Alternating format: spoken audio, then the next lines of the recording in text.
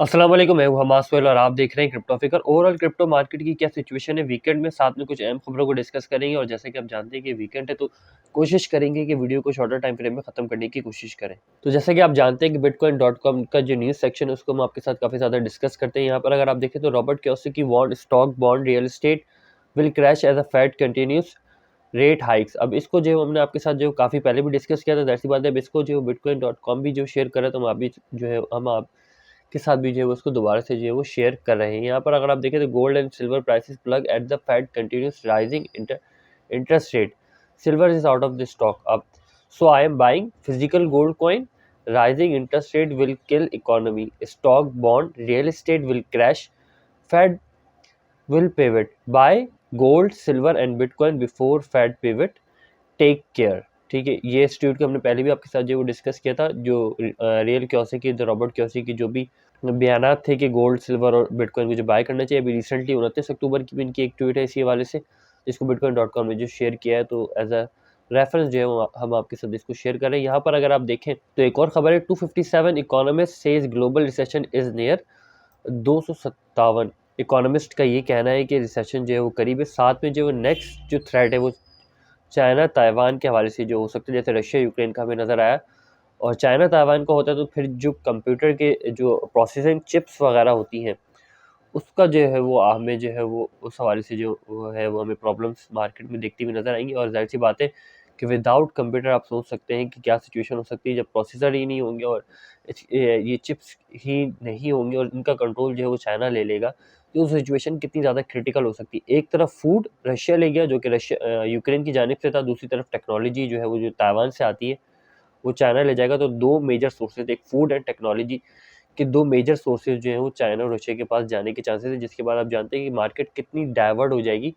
Russia और China की तरफ। इस चीज़ को मैं आपके साथ पहले भी डिस्कस करता हुआ आ रहा हूँ, तकरीबन 3 से 4 महीनों से डिस्कस करता हुआ आ रहा हूँ कि सिक्योरिटी एक्सचेंज कमीशन और कम्युनिटी फ्यूचर ट्रेडिंग कमीशन का हमें कहीं ना कहीं जो वो रोल नजर आएगा यूएसए में जो रेगुलेशन हो रही है क्रिप्टो के हवाले से। अब लास्ट में आपके साथ सिर्फ इसको शेयर करता चलूँ, the law maker added they include at least 31 treasury department officials, 28 security exchange commission official and 15 community future trading commission officials, और 6 अलग हैं और बाकी अलग हैं।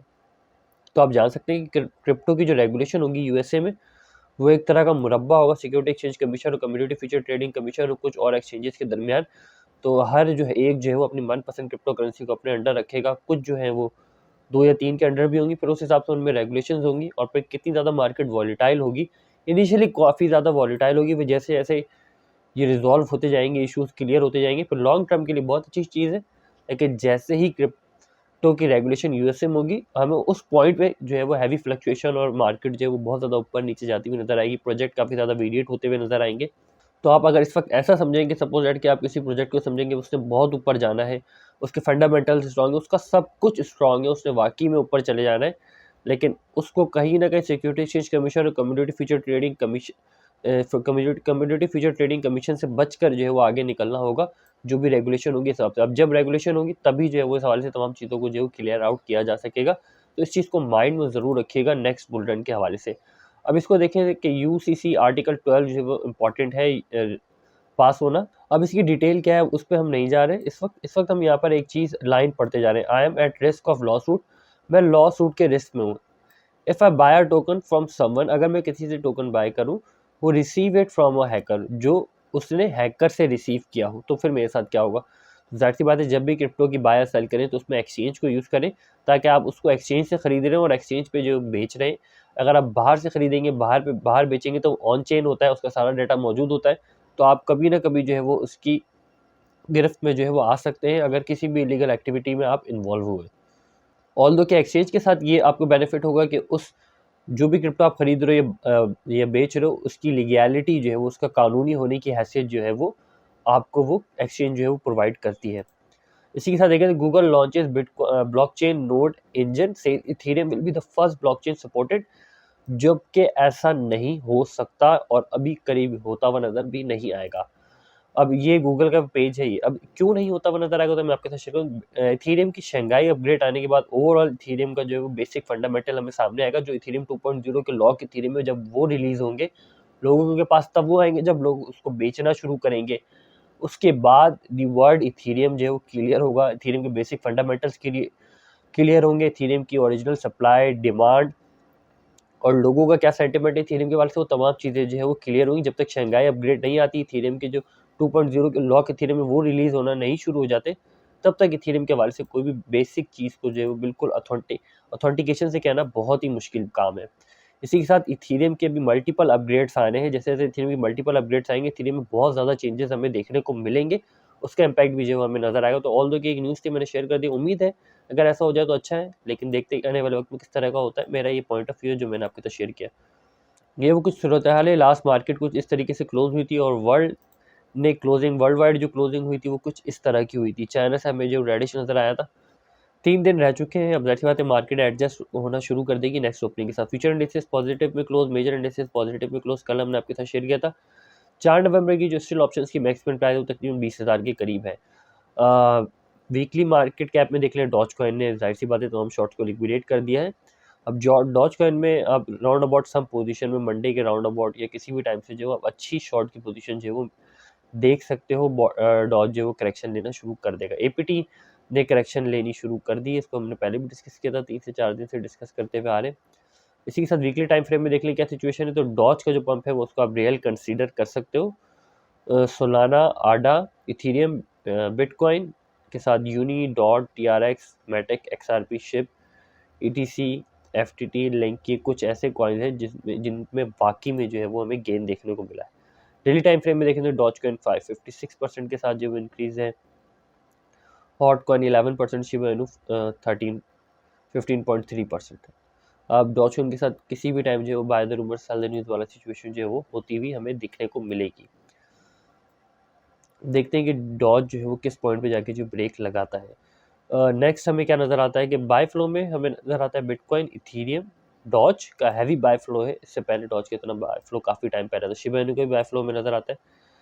नेक्स्ट एक्सआरपी, डॉज थोड़ा बहुत सेलिंग फ्लो में आना शुरू हो गया, एपीटी स्टिल सेलिंग फ्लो में हमें नज़र आता है। ओवरऑल सिचुएशन देख लें बिटकॉइन की क्या सिचुएशन रही है, तो कुछ इस किस्म की सिचुएशन है। यहाँ पर देखें, फिर ऊपर जाके देखिएगा, ये बिटकॉइन की क्लोजिंग थी, इस पोजीशन में बिटकॉइन क्लोज होता है। बिटकॉइन ने यहाँ से थोड़ा सा बहुत जंप लिया, फिर एक एम की सिचुएशन जो बिटकॉइन क्रिएट कर रहा है। अब यहाँ पर अगर आप देखेंगे तो आपको क्लियर हो जाएगा ये, ऑल्दो कि थोड़ा बहुत भी एम क्रिएट कर लेता है, फिर आप तैयार हो जाएं बिटकॉइन को दोबारा से इस रेंज में देखने के लिए।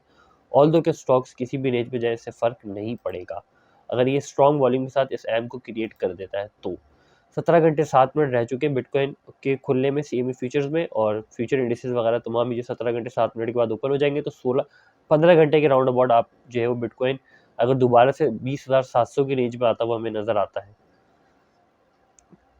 तो हमें सिचुएशन जो है वो थोड़ी बहुत स्टेबल नज़र आएगी। अगर इससे और ज़्यादा नीचे चला जाता है तो फिर सिचुएशन हमें बुरी नज़र आएगी, और जो है वो फिर बिटकॉइन एक लोअर गैप के साथ भी ओपन हो सकता है। ऑल दो कि अगर छोटा हुआ तो उसको उसी दिन फिलअप कर लेगा, बड़ा हुआ तो फिर उसी डायरेक्शन में जो जाता हुआ नजर आएगा। मतलब मार्केट करेक्शन अब होती हुई नजर आएगी फेड की इंटरेस्ट रेट की अनाउंसमेंट के हवाले से, उसकी रिस्पेक्ट में। साथ में डॉलर करेंसी इंडेक्स भी जो है वो एक तरह का डबल बॉटम पैटर्न अगर इस पॉइंट से क्रिएट कर लेता है, इस पॉइंट से दोबारा से उसको जो है वो एक तरीके की सपोर्ट मिल जाती है, जो कि बार बार इसको देखने को मिली, इस रेंज में मिली, इस रेंज में मिली, इस रेंज में मिली, फिर दोबारा से डॉलर करेंसी इंडेक्स ऊपर जाएगा तो यूएस स्टॉक्स के लिए काफ़ी ज़्यादा बुरी सिचुएशन हो जाएगी, और यूएस स्टॉक क्रैश करेगी, और बिटकॉइन उससे ज़्यादा क्रैश करेगा जितनी यूएस स्टॉक क्रैश करेगी। तो हमें फिर जो है वो एक हैवी लिक्विडेशन देखने को मिली वीकेंड के हवाले से, हैवी फ्लक्चुएशन हो सकती थी, जिसको मैंने आपके साथ डिस्कस किया था। 1,44,000 के करीब अकाउंट जो है दोबारा से लिक्विडेट हो चुके हैं।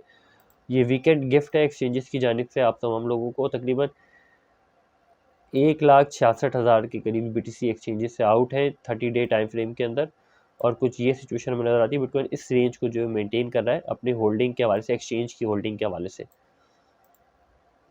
और सिचुएशन देखें तो 100 एक्सपोनेंशियल मूविंग एवरेज एक साइडवेज मूवमेंट ले रहा है, ऑल्दो कि ये एक अच्छी सिचुएशन है। अगर ये थोड़ी बहुत साइडवेज मूवमेंट ले लेता है, जैसे कि आप देख रहे हैं 100 एक्सपोनेंशियल मूविंग एवरेज जो है वो एक साइडवेज मूवमेंट ले रहा है, तो काफ़ी ज़्यादा ईजी हो जाएगा बिटकॉइन के लिए इसको ब्रेकआउट करना, और बिटकॉइन फिर इस रेंज तक हमें जाता हुआ नजर आ सकता है, 24,000 25,000 की रेंज तक भी जो जाता हुआ नजर आ सकता है, सिर्फ अकॉर्डिंग टू दिस, जिसमें और कोई बेसिक फंडामेंटल हम डिस्कस नहीं कर रहे, इसमें यूएस इलेक्शन वगैरह तमाम चीज़ें नहीं, सिर्फ 100 एक्सपोनेंशियल मूविंग एवरेज के तहत। अगर सेल्फ फ्लो को देख लें तो एक हमें अच्छा सा खूबसूरत सा एम बनता हुआ नजर आ रहा है 4 आवर टाइम फ्रेम में। With double arrow, red arrow के साथ। रेड एरो सेलिंग प्रेशर पे नज़र आता है हमें, और जिस पर मार्केट जो नीचे जाती है तो 2 दफ़ा ऐसा जो है वो हो चुका है। तो इस वाले से जो है वो काफ़ी ज़्यादा मोहतात रहिएगा, वॉल्यूम को देखते रहिएगा। और इस डबल एम की सिचुएशन हमें डेली टाइम फ्रेम में कुछ इस तरीके से जो है वो नज़र आती है वॉल्यूम फ्लो के हवाले से। इसी के साथ थोड़ा बहुत देख लें तो बिटकॉइन का वीकली टाइम फ्रेम के हवाले से देख लें तो करेक्शन में बिल्कुल चांसेस हैं बिटकॉइन की करेक्शन के साथ जो है वो अपनी वीकली क्लोजिंग करने की, क्योंकि अच्छा खासा गेन जो है वो कर चुका है। तकरीबन 5 से 6 हफ्तों का गेन जो है बिटकॉइन इस हफ्ते जो है वो लिया है। ऑल्दो के चांसेस हैं कि क्लोजिंग के दौरान जो है बिटकॉइन करेक्शन ले, कुछ लॉन्ग्स को भी जो है लिक्विडेट होने का मौका मिले। स्टिल देख लें तो 11,000 के करीब 12,000 तक हमें बिटकॉइन के बाय ऑर्डर नज़र आते हैं। सेलिंग ऑर्डर का अगर प्रेशर देखें तो हमें नज़र आता है 23,000 के करीब तक सेलिंग ऑर्डर का प्रेशर नज़र आता है। इसको शॉर्टर टाइम फ्रेम में देख लें तो 2 आँखें हमें देख रही, पता नहीं क्यों। तुम देख रहे हो भाई? ये क्या हो गया? तो हमें क्या नज़र आता है, ये ऐसा हो कैसे गया? इसको सर्च भी कर लेंगे। तो ये हमें क्या नज़र आता है कि 21,500 और 22,000 पे रेजिस्टेंस देखने को मिल सकती है, और अगर इस रेंज से नीचे गिरता है तो 19,500 पे सपोर्ट देखने को मिल सकती है। उसके अलावा जो है कोई हैवी बाय ऑर्डर हमें नज़र नहीं आता। इसको रिफ्रेश कर लेते हैं, इसको शायद बुखार हो गया। इसकी आंखें देख के तो मुझे भी डर लग रहा है। ठीक है, ओवरऑल इसका हमने थीम चेंज कर दिया। तो ओवरऑल आपको इसको देख के अच्छा खासा अंदाज़ा हो चुका होगा। इस हवाले से आपकी जो अपडेट्स हैं उसको ज़रूर शेयर कीजिएगा। फिर वक्त तक के लिए इतना ही। फ़कीर को अपनी दुआओं में याद रखिएगा। खुदा हाफ़िज़, नासिर फ़ी अमानिल्लाह।